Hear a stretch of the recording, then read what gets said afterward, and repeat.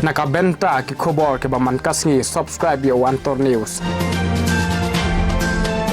Kublai pi baro kini kilong ki Khubor bamta kasngi. Umentri rang ba ka jylla Konrad ki sangma ne kasngi satjan ula pelat pat ba ka kor internet 5G jong ka company Airtel ka ban sedang pyntrei kam hapo kanong ba shillong. Nga ai kublai ka kenhun jong ka company Airtel baro ka we. Ka balong ka company baning kong ban sedang pyntrei kam ka kor internet 5G bat shan gen sa penyari kani ka jing Shaki we pat ki benta jong ka jylla Meghalaya.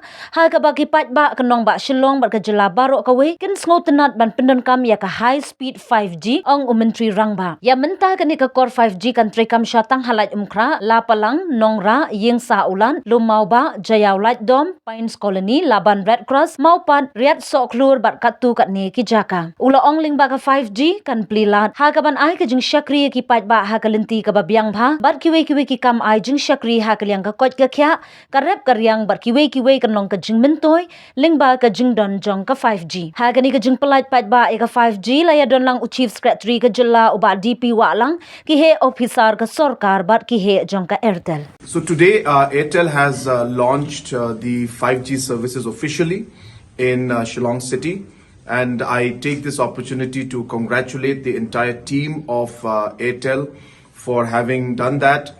They are the first providers to have started the 5G services, and I hope that very soon they will be able to cover the rest of the state, and the people of Shillong and the people of Meghalaya will be able to enjoy high-speed 5G services. And as you are aware that the 5G services will enable us to provide citizen-centric services in a much better manner, and many other services like healthcare, agriculture and other services will also be helped by the 5G services. So once again, I take this opportunity to thank and to congratulate Airtel on this great achievement of launching the 5G services here in Shillong and in Meghalaya.